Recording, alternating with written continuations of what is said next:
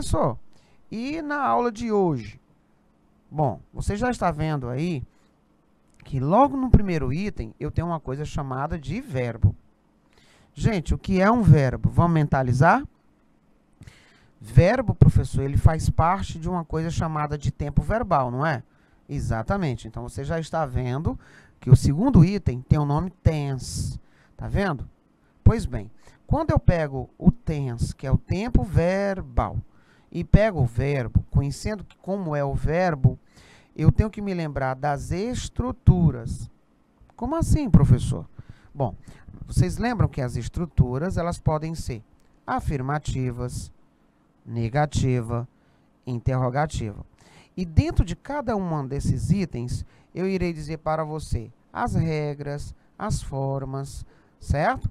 De modo que quando você visualize uma questão, visualize um texto, um fragmento textual, você esteja capacitado, instrumentalizado a reconhecer se o tempo é um tempo presente simples, se um tempo é um tempo presente perfeito, se é um passado simples e assim sucessivamente. Se você observou aí, o roteiro da aula está tudo interligado. Um bloco só, a gente conseguirá detectar isso através das estruturas. E professor, eu já estou interessado em saber o primeiro item. Aqui nós vamos. Os tipos de verbos. Professor, no inglês tem isso. Em qualquer idioma, nós temos verbos. E no inglês não é diferente. Assim como, por um exemplo, é na nossa língua portuguesa. Se eu disser para você uma oração sem um verbo, tem que ser algo muito bem orquestrado, de forma a produzir o efeito desejado, que é o entendimento, que é a compreensão. Quais são, então, esses tipos de verbos no inglês? O que é que você tem que anotar no caderno? O que é que você tem que se preocupar de imediato? E que estará em nossas provas. Vamos lá? Types of verbs é uma coisa muito interessante. Primeiro, eu tenho aqueles verbos que são chamados, sabe de quê? Verbo comum. Ordinary verb. Verbo comum. E professor, e o que é um verbo comum? É toda e qualquer forma verbal que tem na sua forma nominal 3 itens. O primeiro, gente, é o infinitivo. Vocês sabem me dizer qual é a forma mais clássica do infinitivo no inglês? É aquela onde tem o to, o to, lembram? Se eu quero dizer o verbo gostar, então eu vou dizer to like. Se eu quero dizer o verbo trabalhar, então eu vou dizer to work. Observe que eu só sei que esses verbos são da primeira conjugação, respectivamente, porque no nosso português nós temos terminações para isso. Não é verdade? No inglês não tem. Por isso que ele precisa dessa preposição to, o to, antes dele. Para que quando a gente consiga visualizá-lo dentro de uma sentença, ele diga assim, ei, não esqueça que eu estou no infinitivo. E o infinitivo, turma, nada mais é do que o verbo em sua inércia, esperando a presença de um sujeito. Aí nós temos o gerúndio, que é o encontro do verbo com ing, certo? E temos o particípio passado. Trabalhado, comido, vivido. Estes, no português, estão fazendo jus a esta perspectiva. Pois bem, verbo comum são esses verbos que apresentam essas formas. Olha aí o exemplo dele. Lembra que eu falei que tem que ter a preposição to atrelado ao verbo? Pois bem, mais lá na frente dos nossos estudos, vocês irão verificar que a língua inglesa também apresenta outras formas de dizer que está no infinitivo. Para a aula de hoje, eu quero apenas que vocês mentalizem essa informação. O professor falou tipos de verbos. O primeiro tipo verbal que ele falou são os verbos comuns, chamado de ordinary verb. Ordinary verb, tá vendo lá? Que quer dizer verbo comum. O que é isso, menino?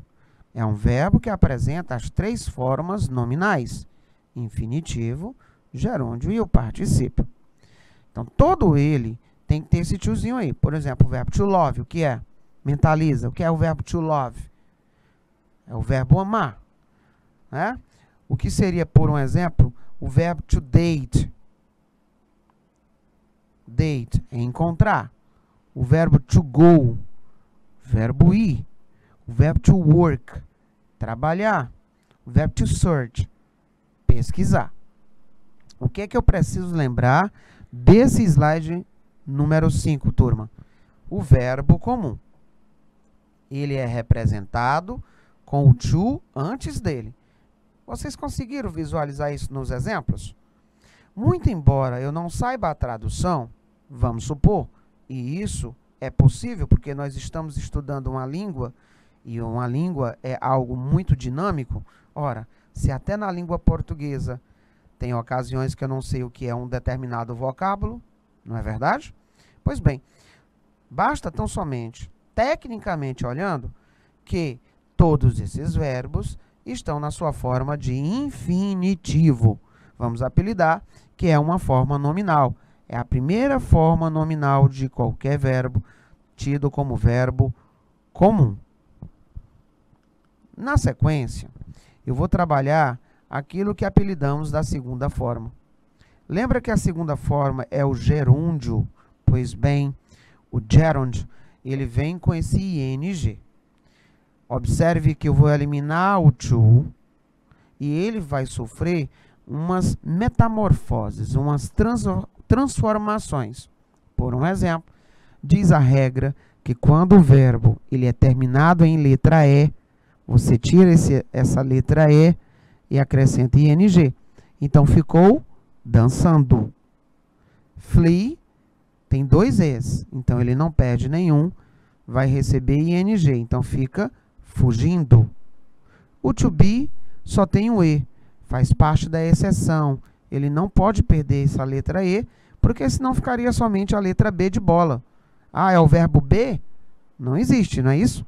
Então, teríamos been, que quer dizer estando, sendo ou ficando. Temos o verbo to play, playing, tocando, brincando, jogando.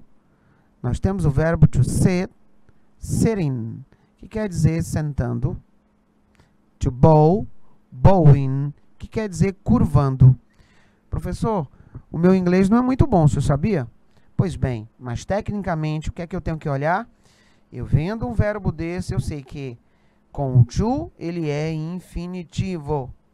Sem o to e tendo essa alteração com ing, ele passa a ser um gerúndio. E normalmente, seguindo a regra da nossa língua portuguesa, turma, ele vai ter aquela terminação ando, endo, indo e assim sucessivamente. Até aqui tudo ok? Então, vamos ver a terceira parte de um verbo comum.